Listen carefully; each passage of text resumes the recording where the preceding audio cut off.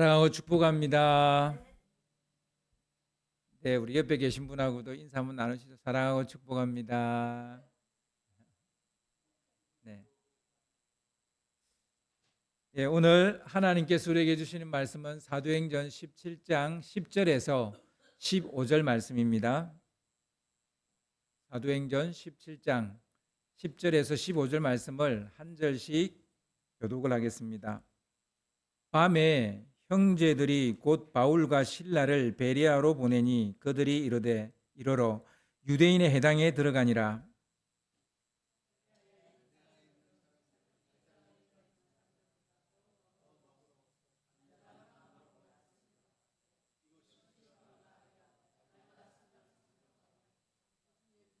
그 중에 믿는 사람이 많고 또 헬라의 기부인과 남자가 적지 아니하나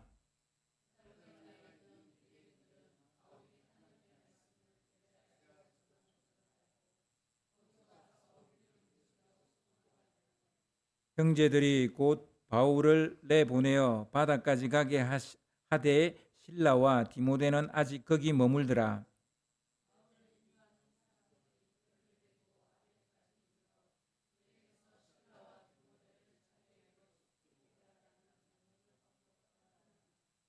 아멘. 자생력을 키우는 믿음이라는 제목으로 같이 말씀을 나누겠습니다. 여러분 얼마 전에 우리 그 찬양단이 모임을 가졌습니다. 1년에 한 번 이렇게 따로 연습 말고 따로 모일까 말까 하는데 모였습니다. 모인 이유는 어떻게 하면 좀 더 우리 예배를 잘 섬길 수 있을까? 그래서 뭐 그런 얘기를 서로 좀 나누고 막 그렇게 했는데요. 그 모임이 효과가 있었던 것 같아요. 오늘 찬양하는 너무 좋았고 여러분 그 우리 찬양단을 위해서 늘 기도해 주시고 뭐 늘 기도하고 계시겠지만 혹시 주일날 좀 일찍 오실 수 있는 분들은 오셔서 찬양단이 연습하기 전에 여기 모여서 오늘 기도를 하더라고요. 그냥 누가 한 사람이 대표 기도하는 게 아니라 같이 이렇게 기도하더라고요. 보기가 너무 좋았고 또 그것이 또 오늘 우리 이 찬양팀에도 또 영적인 어떤 힘이 되지 않았나 싶습니다. 그래서 그게 또 우리한테 흘러왔어요. 그래서 저도 오늘 찬양하는데 여러분 그런 거 경험해 보셨어요? 찬양하는데 진짜 하나님과 나 외에는 아무것도 보이지 않는 찬양하는 시간에 솔직히 찬양단 소리를 제가 듣고 있지만 찬양단이 찬양을 한다라는 걸 제가 몰라요. 그리고 우리 성도님들이 뒤에서 찬양을 하는지 뭘 하는지 제가 몰라요. 그냥 저는 오직 하나님만 바라고 찬양을 하고 있는 거예요. 어느 순간 이게 이제 진정으로 찬양하고 경배하는 자의 모습이라고 저는 생각합니다. 이게 이제 사실 우리 또 찬양단이 해야 될 역할이기도 하고요. 그래서 여러분 이 찬양단을 위해서 더 많이 기도해 주시고 또 어떻게 하면 좀 더 우리 공동체와 예배를 잘 섬길까 고민하고 기도하고 있습니다. 그래서 여러분 항상 기도해 주시고 그렇게 협조해 주시면 감사하겠습니다. 오늘 그 자생력을 키우는 믿음이란 제목으로 같이 말씀을 나누겠는데요. 여러분 공작새 아시죠? 이 공작새 중에서도 수컷 공작새는 이 파란색 날개를 쭉 뻗으면 그 길이가 자그마치 2m가 넘어요. 그래서 제 팔보다도 더 이렇게 넓게 날개가 쫙 이렇게 펴집니다. 그 중에 가장 화려한 것은 그 화려한 깃털은 꼬리털이에요. 근데 그 꼬리털만 길이가 120에서 130cm가 됩니다. 1.2m 정도 이렇게 되는 거죠. 사실 이 화려하고 거대한 깃털은 공작새의 활동을 방해하는 성가신 존재예요. 이렇게 한 바퀴 삥 돌려고 해도 돌기가 얼마나 어렵겠어요. 이것 때문에 빨리 달리고 싶어도 달리기가 어렵고요. 날지도 못해요. 나는데 이게 도움이 안 돼요. 그리고 꼬리가 길어서 어디 숨으려고 해도 숨을 수가 없어요. 머리만 처박는다고 해서 이게 숨겨지는 게 아니잖아요. 그럼에도 그들의 화려하고 거대한 깃털은 도태되지 않았어요. 더 발달이 되었습니다. 이유가 뭘까요? 이게 생존에 그렇게 도움이 되는 것처럼 보이지 않는데 이게 더 도태가 아니라 발달이 된 이유가 뭘까요? 암컷들이 더 크고 인상적인 깃털을 가진 수컷을 선택하기 때문이래요. 그래서 여러분, 공작새가 이렇게 날개를 쫙 펴는 것은 자기 자랑하려고 하는 것 절대 아닙니다. 암컷에게 잘 보이려고 그러는 겁니다. 여기서 궁금한 점이 하나 생기는데요. 어째서 암컷 공작새들은 더 재빠르게 날쌔게 움직이는 수컷이 아니라 화려하고 거대한 깃털을 가진 수컷을 선택하는 것일까요? 색상이 두드러지거나 깃털이 크면 포식자의 눈에 잘 띄기 마련이고, 그리고 포식자의 먹이가 되기가 십상이잖아요. 그런데 왜요? 이게 전혀 도움이 되지 않는, 생존에 도움이 되지 않는데, 실은 화려하고 큰 깃털이 공작새에게는 약점이에요. 핸디캡이라고요. 그런데 어째서 암컷은 더 크고 인상적인 깃털을 가진 수컷을 선택하는 것일까요? 이거는 약점이고 핸디캡인데, 겉으로 드러난 그 약점이 오히려 보이지 않는 탁월함을 입증하는 표시가 되기 때문이랍니다. 만일 탁월함이 숨겨져 있지 않다면 이미 오래전에 공작새는 포식자들의 먹이가 되어서 사라졌을 겁니다. 그래서 암컷은 아는 거죠. 저 화려하고 큰 깃털이 분명히 핸디캡인데, 약점인데 보이지 않는 탁월함이 있다는 거예요. 보이지 않는 탁월함. 그래서 그런 수컷을 선택한다는 겁니다. 이게 이제 그 아모처 자비와 아비삭 자비라는 부부 같아요. 이 부부 동물학자가 이것을 일컬어서 핸디캡의 원칙이다, 이런 말을 붙였어요. 저는 어쩌면 바울이 유대인 해당에 가서 전도한 것이 이 핸디캡의 원칙을 바울이 무의식적으로 알았기 때문이 아닐까라는 생각을 해봅니다. 유대인 해당에 가서 복음 전하는 것이 유불리로 따진다면 불리해요. 그렇게 이익될 만한 게 없어요. 불리한 점이 훨씬 많아요. 자신의 약점을 보여주는 셈이에요. 유대인의 해당에 가는 게. 그래서 예수님도 선지자가 자기 고향에 가서 말씀을 전하지 않는다 그랬어요. 왜냐하면 약점이기 때문에, 핸디캡이에요. 자기 고향에 가면 자기 어린 시절이, 과거가, 리저 시절이 다 핸디캡이에요. 그럼에도 불구하고 바울은 끊임없이 유대인 해당에 가서 복음을 전합니다. 이유가 뭘까요? 수컷 공작새처럼 보이지 않는 탁월함이 있는 거예요. 그냥 겉으로 볼 때는 이게 분명히 핸디캡이에요. 해당해 가는 게. 그런데도 바울에게 우리 눈에 보이지 않는 탁월함이 있는 거예요. 그 탁월함이 무엇일까? 바울이 믿었던 그 탁월함은요, 바로 복음입니다. 복음이에요. 바울이 전하는 복음이 이 세상에 존재하는 지식 중에서 가장 고상하고 가장 탁월한 것입니다. 적어도 바울은 그렇게 믿었어요. 여러분도 그렇게 믿습니까? 안 믿습니까? 여러분이 믿고 있는 이 복음이 세상에서 가장 고상하고 탁월한 것이라고 믿습니까? 아멘. 복음은 압도적인 진리였어요. 적어도 바울에게 있어서 이 복음은 압도적인 진리였다고요. 대체 불가능한 지혜였고 유일한 구원의 길이었어요. 이런 탁월함이 있으니까 유대인 해당에도 가는 거예요. 보이지 않는 이 탁월함이 있었던 거예요. 이 사실을 복음을 전하고 가르치는 바울도 알았고요. 듣고 있었던 유대인들도 알았어요. 바울이야 예수에 미친 사람이고 전도에 미친 사람이니까 그렇게 생각하는 것이 하등 이상할 것이 없죠. 그런데요, 유대인들이 그렇게 생각했다고요? 글쎄, 그렇다니까요. 유대인들도 바울이 전하는 복음의 탁월함을 알았다니까요. 대체 불가능한 지혜라는 걸 알았다고요. 무엇으로 그것을 알 수 있느냐고요? 유대인들 안에 일고 있는 그 시기심이 이를 말해줍니다. 시기심이. 유대인들은 바울을 따르는 사람들이 늘어나는 것을 보고 시기를 했어요. 여러분, 시기심은 열등감에서 나오는 거 아시죠? 바울을 따르는 사람이 갑자기 늘어나고 많아지니까 열등감이 생긴 거죠. 그로 인해서 시기심이 생긴 겁니다. 그런데 이게 전부가 아닙니다. 바울이 전하는 복음이 옳아도 너무 옳은 거예요. 그러니까 바울을 따르는 사람이 많이 늘어나는 것만 시기심의 이유가 된 게 아니라 그가 전하는 복음이 옳아도 너무 옳은 거예요. 맞아도 너무 맞는 거예요. 그가 하는 말대로 예수의 대속이 없다면 죄의 문제를 해결할 수 있는 길이 없다라는 말이 하나도 틀린 말이 아닌 거예요.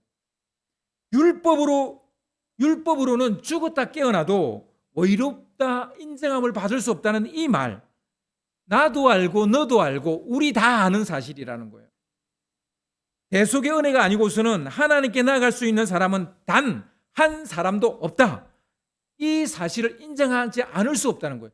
이게 바울의 복음이거든요.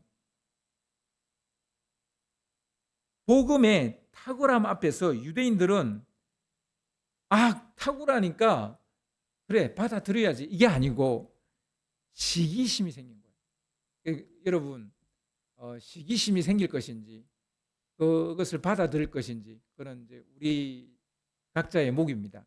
근데 유대인들은 율법을, 자기 조상들이 준 이 율법을 지키자고 옳아도 너무 옳은 것, 맞아도 너무 맞은 것을 받아들이지 않고 시기를 한 거예요. 그건 알긴 알아요. 저게 옳다는 게, 맞다는 게. 복음의 탁월함 앞에서 유대인들은 시기심이 생기지 않을 수가 없었어요. 그게 더 나은 진리가 맞는 거예요. 순식간에 세상의 모든 지식을 배설물로 만들어버리는 고상한 지식이 나타난 거예요. 그런데 조상들이 물려준 이 율법을 버릴 수가 없는 거예요. 사람은 누구나 자기가 가진 것보다 더 나은 것이 나타나면 열등감을 느끼고요. 그로 인해 시기심이 생기기 마련입니다. 더 예쁘고 잘생긴 사람, 더 똑똑한 사람, 더 가진 사람, 더 능력 있는 사람, 여러분 주위에 나타나면 여러분 100% 아니 200% 환영합니까? 다 시기예요. 어디서 저런 게 굴러왔지? 그리고 그 사람에게 못 살게 굴어요. 대부분의, 저를 포함해서요. 대부분의 사람들은 그럽니다. 여러분, 설교 잘하는 부목사가 오면요, 담임 목사가 어떻게든지 내보내려 합니다. 목사도 이기지 못하는 게 시기심이에요. 이거는 우리를 움직이는 굉장한 힘이에요. 엄청난 힘이에요. 아니, 정말 우리를 망가뜨리고 무너뜨릴 수 있는 힘이에요.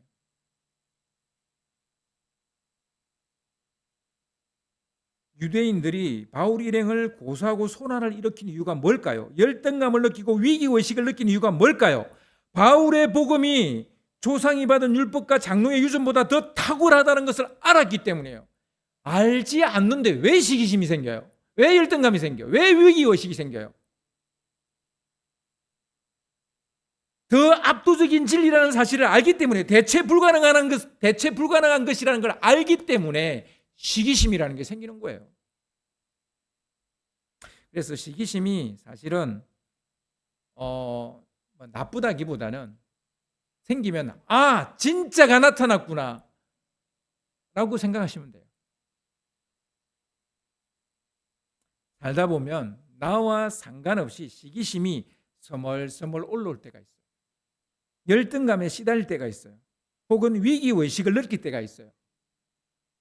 이런 감정들이 생긴다면 그 사람, 나를 시기케 한 그 사람을 못 살게 굴거나 괴롭히거나 소란을 피울 것이 아니라 속히 그 탁월한 것을 믿음으로 취하셔야 됩니다. 아멘? 여러분, 아이들 세계에도 이런 게 있어요. 왜 왕따가 생깁니까? 진짜 그 왕따 당하는 애가 진짜 못났을까요? 아니에요. 의외로 그 애가 공부를 잘하기 때문에, 의외로 잘생기기 때문에, 여자 학생들 안에서는 그 애가 의외로 이쁘기 때문에.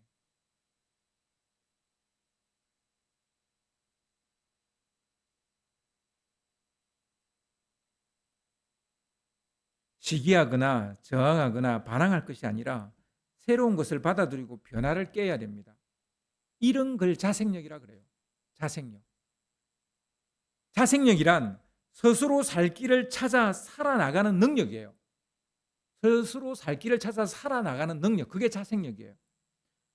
우리가 사는 이 시대는요, 어느 때보다도 자생력이 필요한 시대입니다.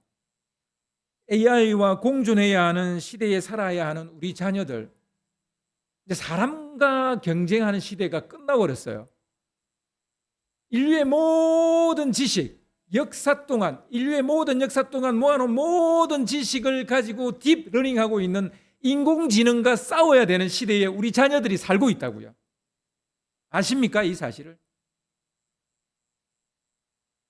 그런데 그럼 AI와 싸워서 이길 수 있는 길이 뭘까요? 자생력이에요. 자녀 양육과 교육의 궁극적 목적은 자생입니다. 내 아이를 내 품에 계속 두려고 우리가 자녀를 키우는 거 아니잖아요. 빨리 독립해서 내보내려고 자식 키우는 거잖아요. 자생하도록, 자생하게 만드는 거, 그게 자녀 양육과 교육의 목적이에요. 스스로 살아갈 수 있는 아이가 되도록 그 능력을 키워주는 게 양육이고 교육입니다. 그런데요, 부모들이 자녀를 키우다 보면 자기도 모르게 자녀를 자기 아래 두려고 해요. 안에 두려고 해요. 아래 두려고 해요. 이건 제대로 된 양육도 아니고 교육도 아닌 거죠.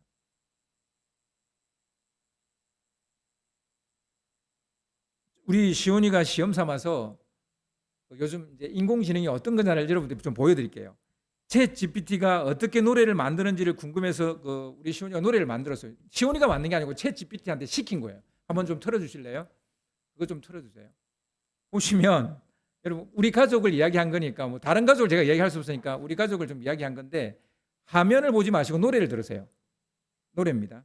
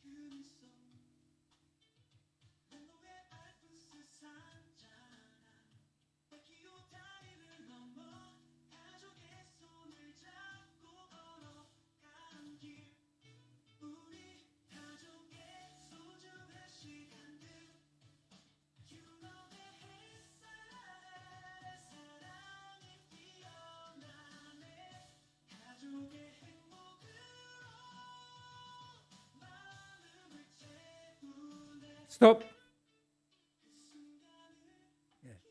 뭐 다 안 들으셔도 AI의 능력을 여러분 체험하셨기 때문에 여기서 멈출게요. 여러분, 그냥 시온이가 우리 가족의 이름하고 여행지 몇 개만 딱 올리고요, 나머지는 챗 GPT가 다 한 거예요. 작곡도 챗 GPT가 하고 가사도 챗 GPT가 하고요, 노래도 챗 GPT가 부른 거예요. 잘하죠? 잘하죠. 여러분, 가장 예술적이고 창의적이라고 여겨지는 작곡, 그림, 설계, 이런 것들도 이미 인공지능이 사람보다 더 잘하는 시대가 됐다고요. 이런 시대에 살아남을 수 있는 길이 있다면 저는 그게 자생력밖에 없다고 봅니다. 인공지능을 시기한다고 될 일입니까? 뭐 인공지능하고 싸우겠어요? 싸우지지도 않아요. 이런 테크놀로지를 저항한다고 그 흐름을 막을 수 있습니까? 막을 수 없어요. 이런 시대에 살아남을 수 있도록 변화를 꾀하는 수밖에 없어요. 개인이든 회사든 교회든 자생력을 키우지 않는다면 시기심에 사로잡혀 소론과 소동만 피우는 유대인들처럼 되고 말 겁니다. 시기심에 악을 자처하는 자가 되고 말 겁니다. 유대인들은 대체 불가한 지혜와 진리를 전하는 이 바울을 보고 악을 자처하는, 시기심에 사로잡혀서 악을 자처하는 사람들이 돼버리고 말았어요. 여러분, 자생력을 키워야 되는데 그 자생력은 바로 이와 같이 새로운 것들을 받아들이는 그 능력이에요. 두 번째로 보이지 않는 탁월함은요, 바울의 복음을 들은 신자들입니다. 첫 번째는 복음이라 그랬어요. 바울에게 보이지 않는 탁월함은 복음이었어요. 두 번째는 그 복음을 들은 그 신자들이라는 거예요. 데살로니가와 베레아 사람들 중에 바울의 복음을 듣고 믿고 따르는 신자들이 생겼잖아요.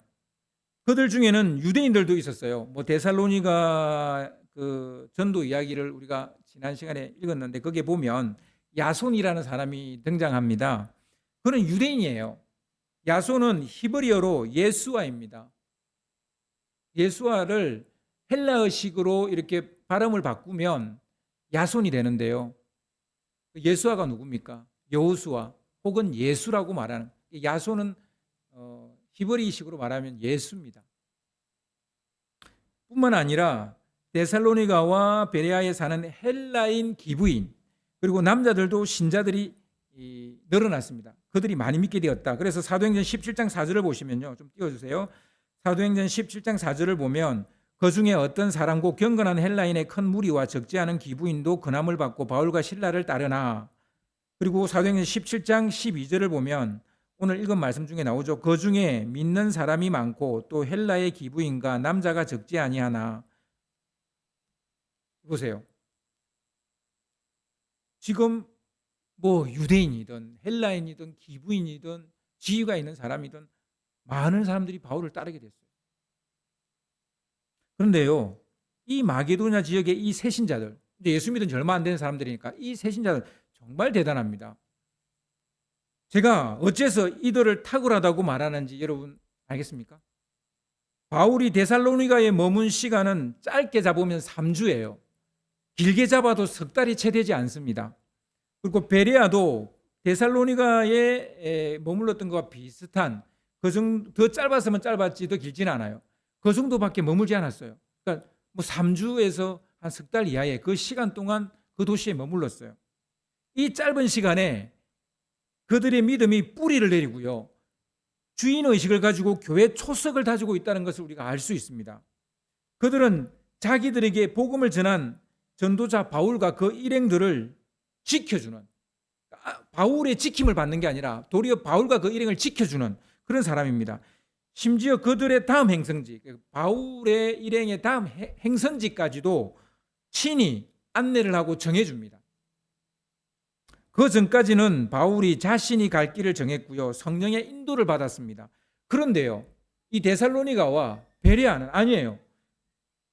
복음을 듣고 믿은 그 신자들이 바울을 그 다음 도시로 인도하는, 데살로니가에서 베레아로, 베레아에서 아덴으로 인도를 해줍니다. 바울이 시킨 게 아니에요. 신자들이 나서서 한 겁니다. 데살로니가의 야손과 그 몇몇 신자들은요, 유대인들이 소동을 일으켜서 막 바울을 잡으려고 하니까 바울을 숨기고 도망치게 하고 자기들이 잡힙니다. 그리고 자기들이 감옥에 갇혀요. 바울을 대신해서 자기들이. 그리고 유대인들 몰래 베레아로 보내고, 일부 신자들은 베레아까지 따라갑니다. 따라가서 안전하게 베레아 도착하게 하고, 또 베레아 신도들 중에 일부는 아덴까지, 베레아에서 아덴까지 한참을 가야 돼요. 그 아덴까지도 따라갑니다. 따라가서 그게 이제 또 복음 전할 수 있도록 이렇게 해주고 돌아옵니다.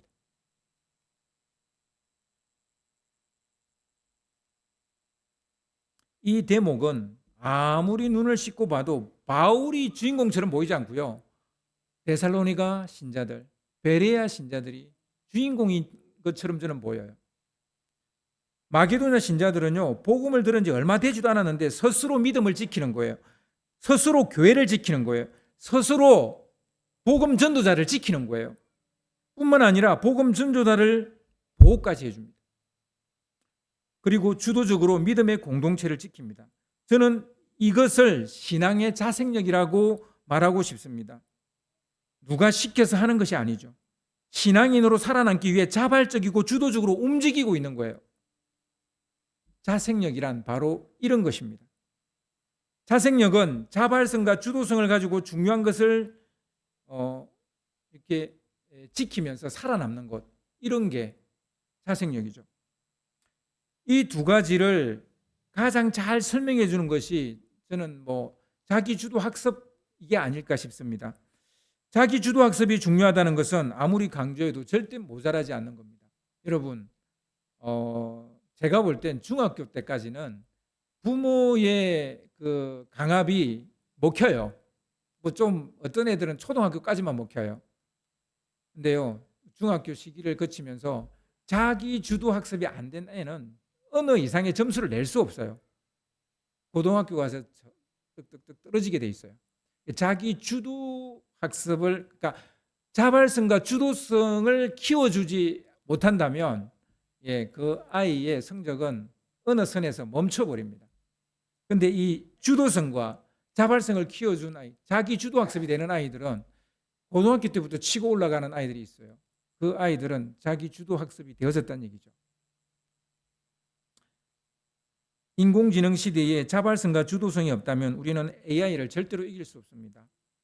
자생력의 두 번째 자질은 자발성과 주도성이라고 말할 수 있겠죠. 그럼 첫 번째 자질은 무엇이었습니까? 탁월함을 거부하는 것이 아니라 믿음으로 취하고 변화를 꾀하는 것. 이게 첫 번째 탁월함의 어떤 모습이고요. 두 번째는 자발성과 주도성입니다. 우리 신앙이 자생력을 가지려면 자발적인 믿음과 주도적인 믿음이 생겨야 합니다. 여러분의 신앙은 얼마나 자발적이고 주도적인 신앙생활이세요? 여러분이 하고 있는 일, 직장이든 어떤 일이든 간에 가사 일이든 그 일에 얼마나 자발적이고 주도적이십니까? 자생력이 없는 사람은 살아남을 수 없는 시대입니다.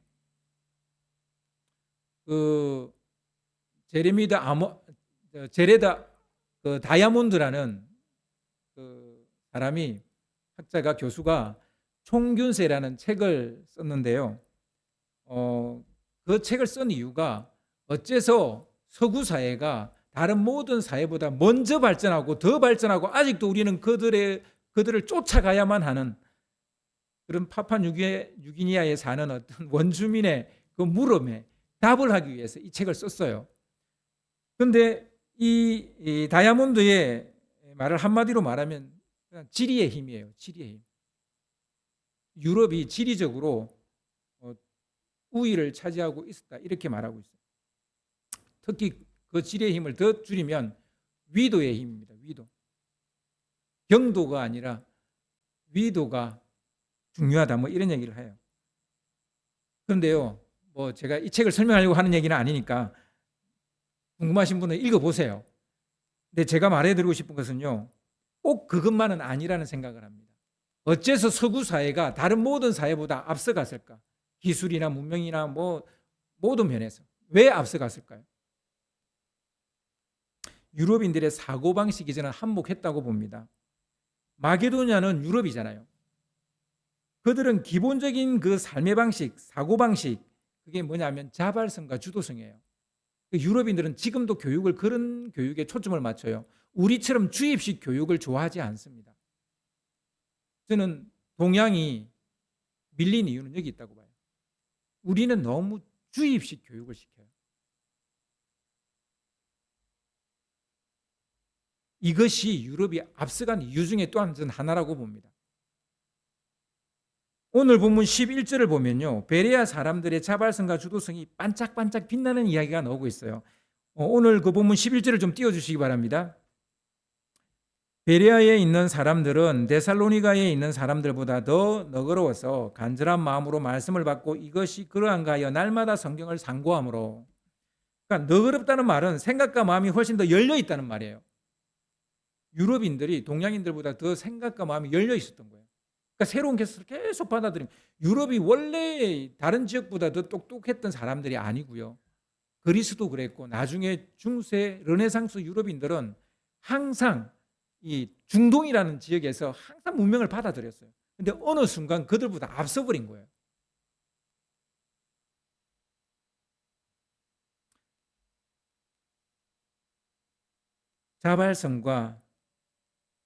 자발성은 이런 열린 마음이고 간절한 마음이에요. 여러분, 열린 마음과 간절한 마음이 있으세요? 그러면 여러분 자발성이 있는 거예요. 근데 간절함도 없고 열린 마음도 없다면 자발성이 없는 거예요. 베레아 사람들은 바울이 전한 말씀이 정말 그러한가 하여 날마다 성경을 연구하는 거예요. 바울의 말이 맞나 안 맞나 따져보는 거예요. 저 말 진짠가? 저가 말한 저 메시지가 진짠가? 맨날 성경을 읽고 연구를 하는 거예요. 이거는 주도성이에요. 여러분, 설교하는 제 메시지를 100%다 받아들이시면 안 돼요. 꼭 집에 가셔서 다시 한 번 더 설교를 들으시면서 제가 한 설교가 맞나 안 맞나 따져보셔야 돼요. 진짜 성경적인 말을 하고 있나 안 하고 있나 따져보셔야 된다고요. 이게 주도성이에요. 그러니까 주도적으로 자기 삶을 사는 거예요. 그러니까 가만 앉아서 듣기만 하지 않는다는 거예요. 따져본다는 거예요. 알아본다는 거예요. 연구한다는 거예요. 관찰한다는 거예요. 통찰한다는 거예요. 이게 주도성이에요. 여러분, 목사도 틀린 말 할 수 있어요. 그래서 틀린 말 했으니까 너 우리 교회 목사지 마, 이렇게 하라는 얘기가 아니라 틀린 말 할 수 있다고요. 목사도 적어도 그것을 따질 줄 알아야 된다는 거예요. 그게 여러분의 발전을 가져온다고요. 이해하시겠죠? 예. 바울과 그가 전한 복음을 지키기 위해 그들은 자발성과 주도성을 발휘했다는 거예요. 우리 교회 성경 통도 제가 주도하는 거 아니잖아요. 우리 최강성 권사님이 주도하시고 또 많이 섬겨주시고 우리 모든 성도님들이 같이 하는 거잖아요.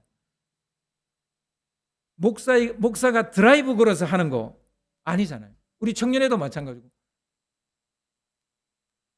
그래서 제가 물어봤어요. 청년들이 그래서 다 성경을 읽고 올리냐 그랬더니 뭐 올리는 사람은 올리고 안 올리는 사람은 안 올린다 그러더라고요.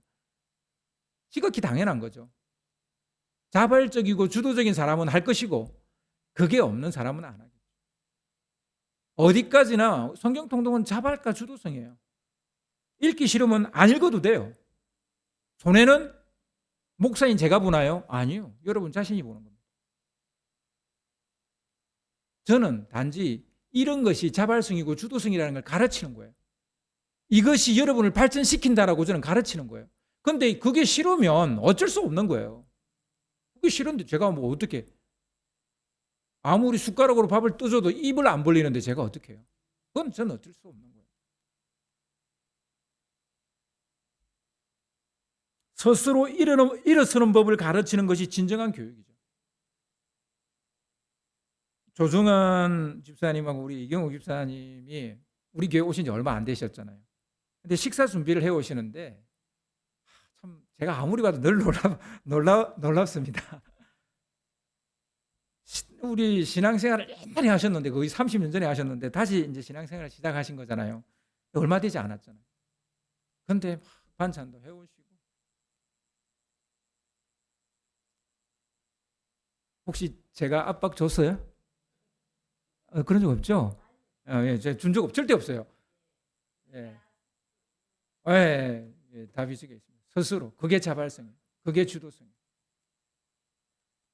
지난주에 우리 젊은 우리 엄마 아빠들이 우리 교회도 기도회를 했으면 좋겠다 이런 말을 했어요. 그럼 의견을 내놨는데요. 이게 얼마나 아름다운 일이고 보기 좋은 일입니다. 목사가 아무도 할 마음이 없는데 제발 기도회 좀 오세요. 이 교회 안 되는 교회예요. 되는 교회. 목사님 기도회 좀 합시다. 예, 이게 되는 교회예요.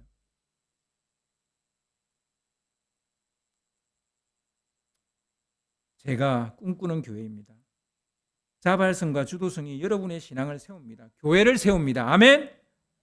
목사의 리더십 아니에요. 목사는 조정하고 장을 만들어주고 섬기는 거예요. 여러분들이 선수예요. 목사가 선수가 아니고 저는 감독이에요. 제가 축구장에 아무리 그 선수가 마음에 안 든다고 제가 뛰어나가서 그냥 공을 차버리면 저는 쫓겨나요. 운동장에서 쫓겨난다. 여러분이 선수라고요. 여러분이 그리스도인이라고요. 뭐 저도 그 중에 한 사람일 뿐이고. 여러분, 말씀 묵상 누가 시켜서 하지 않는 것처럼 저는 우리 교회 이전도 제가 하자 해서 될 일이 아니라고 봅니다. 제가 아무리 하자 해도 되겠어요? 돈 한두 푼 드는 게 아닌데 여러분이 하시려고 하셔야만 전 된다고 봅니다. 아멘. 우리 교회 주인은 제가 아니에요. 여러분이에요. 아직도 교회 주인을 목사라고 생각하세요? 저는요, 다음 주라도 제가 원하는 교회가 있고 하나님이 가라 하면 저는 가는 사람이에요. 제가 뭐라고? 목사님이 개척한 교회잖아요. 제가 개척했어도 이 교회 주인은 제가 아니에요. 주님이 주인이고 그리고 여러분이 주인이지. 저는 아니에요. 여러분 어느 교회를 보세요. 목사는 가라 하면 가고 오라 하면 오는 거예요. 근데 꼭 목사가 끝까지 자리 지키려면 그 교회는 어떻게 돼요? 문제가 생겨요. 싸움이 생겨요. 교회가 나눠져요. 대부분 그렇습니다.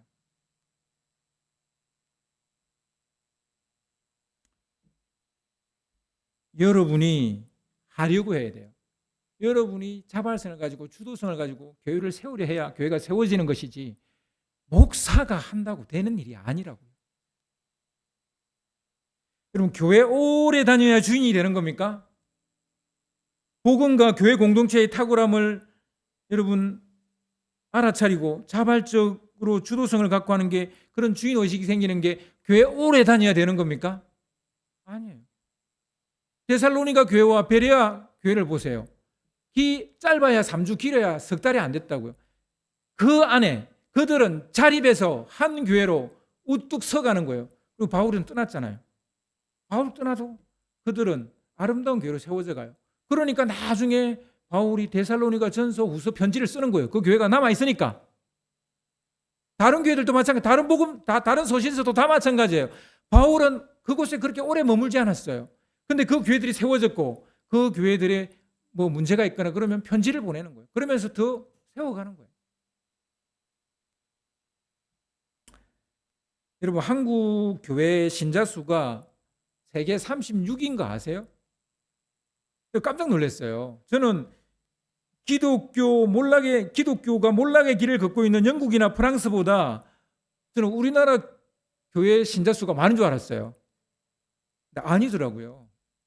영국도 프랑스도 우리보다 기독교인 숫자가 훨씬 많아요. 제가 뭔가 잘못 알고 있었구나 깜짝 놀랐어요. 우리나라 기독교인 수가 꽤나 많다고 생각했는데 통계를 보니까 제 통념이 깨트려졌어요. 우리나라 기독교인 수보다 그 많은 나라들이 아프리카나 남미에 수두룩해요.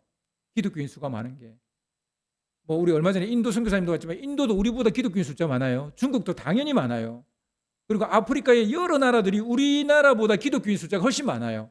그런데 우리나라는 놀라운 게 선교사를 세계에서 두 번째로 많이 파송을 해요.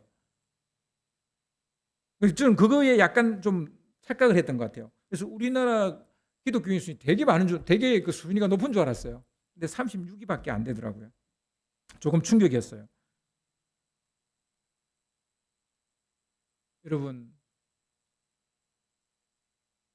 우리나라 기독교가 자생력을 잃어가고 있어요. 그럼 선교사 보내는 거 당연히 줄어들어요. 우리가 경각심을 가져야 될 때가 됐어요. 한국 교회에 경각심을 가져야 될 때가 됐다고요. 제가 몸담고 있는 교단이 성결교인데요. 우리나라에서 생긴 자생교단이에요. 그래서 나름 이게 이제 프라이드죠. 이게 이제 자생교단이라는 게 우리의 프라이드입니다. 뭐 중생, 성결, 신유, 재림이라는 사중 복음을 가지고 그런 기치 아래서 자생적으로 우리나라에서 생긴 교단입니다. 물론 19세기 미국의 오순절 운동을 받은 건 사실이에요. 그러나 그 이름이 성결교는 아니에요. 우리가 그 이름을 만든 거죠. 그리고 자체적으로 교단이 됐어요. 여러분, 그런데요, 지금 옛날에는 이 순서가 교파 순서가 장로교 그리고 감리교, 성결교였어요. 근데 지금 우리는 5손가락 안에 못 들어가요. 우리 교단이요. 자생교단인데 왜 이렇게 자생력을 잃어버렸을까요? 여러분, 뭐 우리 교단이든 우리 교회든 여러분 개인이든 여러분 회사든 자생력을 키워야 됩니다. 말씀을 정리하겠습니다. 자생력을 키우기 위해서는 먼저 보이지 않는 프라이드, 탁월함이 있어야 돼요. 탁월함이 없는데 자생력이 생기지 않아요. 반드시 탁월함을 가져야 돼요. 비록 그것이 세상 사람들이 볼 때는 핸디캡처럼 보일 수 있어요. 약점처럼 보일 수 있어요. 그러나 우리가 가진 복음은 우리가 생각하는 것보다 훨씬 큽니다. 대체 불가하고요. 그리고 놀랍고 위대합니다. 아멘. 자생력을 가지려면 두 번째로 자발성과 주도성을 가져야 됩니다.